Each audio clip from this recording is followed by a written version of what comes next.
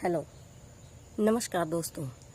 आज की इस पवित्र और रहस्यमय कहानी में हम बात करेंगे भगवान जगन्नाथ की, जिनकी महिमा पूरे भारत में गूंजती है। ओडिशा के पवित्र धाम पुरी में स्थित जगन्नाथ मंदिर को 4 धामों में से एक माना जाता है। हर साल लाखों भक्त यहाँ दर्शन करने आते हैं, लेकिन क्या आपने कभी सोचा है कि भगवान जगन्नाथ का रूप बाकी देवी देवताओं से इतना अलग क्यों है? आखिर उनकी मूर्ति अधूरी जैसी क्यों दिखाई देती है? तो चलिए शुरू करते हैं भगवान जगन्नाथ की अद्भुत कहानी। बहुत समय पहले मालवा में इंद्रद्युम्न नाम के एक राजा, महान राजा राज्य करते थे। वे भगवान विष्णु के परम भक्त थे। एक दिन उन्होंने एक साधु से सुना कि धरती पर नील माधव नाम के भगवान विष्णु का एक दिव्य स्वरूप गुप्त स्थान पर विराजमान है। यह सुनकर राजा के मन में उस दिव्य रूप से दर्शन करने की तीव्र इच्छा जाग उठी। राजा ने अपने सबसे बुद्धिमान ब्राह्मण विद्यापति को नील माधव की खोज में भेजा। विद्यापति जंगलों, पहाड़ों और कई गांवों से होते हुए एक जनजाति क्षेत्र में पहुंचे। वहां विश्वावसु नाम का एक व्यक्ति रहता था, जो प्रतिदिन किसी गुप्त स्थान पर जाकर भगवान की पूजा करता था। विद्यापति ने कई दिनों तक विश्वावसु का विश्वास जीता। आखिरकार विश्वावसु उन्हें उस स्थान पर ले जाने के लिए तैयार हो गया, लेकिन उसने विद्यापति की आंखों पर पट्टी बांध दी ताकि रास्ता कोई जान न सके। लेकिन विद्यापति बहुत चतुर थे। उन्होंने रास्ते भर अपने साथ रखे सरसों के दाने गिराते चले गए। कुछ दिनों बाद उन दानों से पौधे उगाए और रास्ता पहचान में आ गया। जब राजा इंद्रद्युम्न उस स्थान पर पहुंचे, तब तक भगवान नील माधव वहां से अदृश्य हो चुके थे। राजा बहुत दुखी हुए।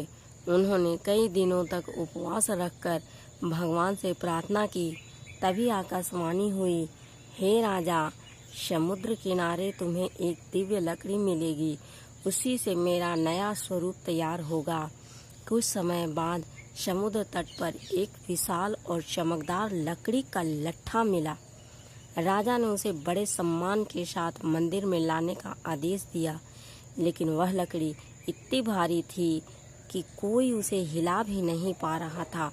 तभी राजा ने भगवान का नाम लिया और आश्चर्यजनक रूप से लकड़ी आसानी से उड़ गई।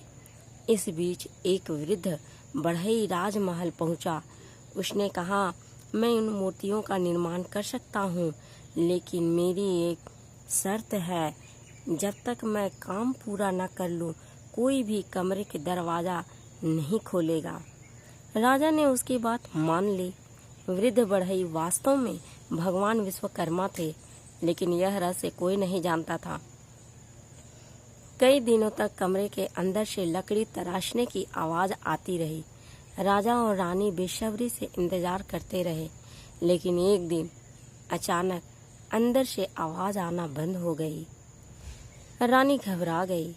उन्हें लगा कि कहीं वृद्ध बढ़ई को कुछ हो न गया हो। उन्होंने राजा से दरवाजा खोलने की विनती की।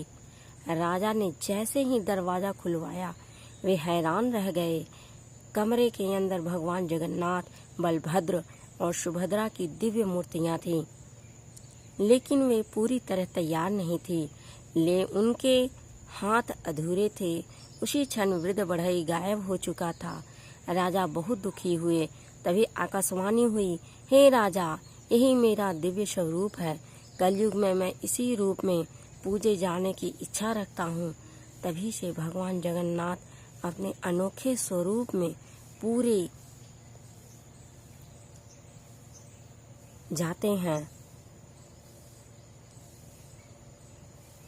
पूजे जाते हैं। दोस्तों, भगवान जगन्नाथ की सबसे प्रसिद्ध परंपरा है रथ यात्रा। इस यात्रा में भगवान जगन्नाथ, उनके बड़े भाई बलभद्र और बहन सुभद्रा विशाल रथों में बैठकर नगर भ्रमण करते हैं। लाखों श्रद्धालु इन रथों को खींचते हैं। मान्यता है कि जो व्यक्ति श्रद्धा से रथ की रस्सी खींचता है उसके जीवन के दुख दूर हो जाते हैं। जगन्नाथ मंदिर से जुड़ी हुई रहस्यमयी बातें आज भी लोगों को चकित करती हैं। कहा जाता है कि मंदिर के ऊपर लगा ध्वज हमेशा हवा की विपरीत दिशा में लहराता है। मंदिर के ऊपर से कोई पक्षी नहीं उड़ता और सबसे अद्भुत बात, मंदिर का महाप्रसाद कभी कम नहीं पड़ता, चाहे लाखों भक्त क्यों ना आ जाए। भगवान जगन्नाथ केवल एक देवता नहीं बल्कि आस्था, प्रेम और भक्ति का प्रतीक है। उनकी कहानी हमें सिखाती है कि सच्ची श्रद्धा और विश्वास से भगवान हमेशा अपने भक्तों के साथ रहते हैं। अगर आपको यह पावन कथा पसंद आई हो तो वीडियो को लाइक करें, चैनल को सब्सक्राइब करें और कमेंट में लिखें जय जगन्नाथ। जय जगन्नाथ। धन्यवाद।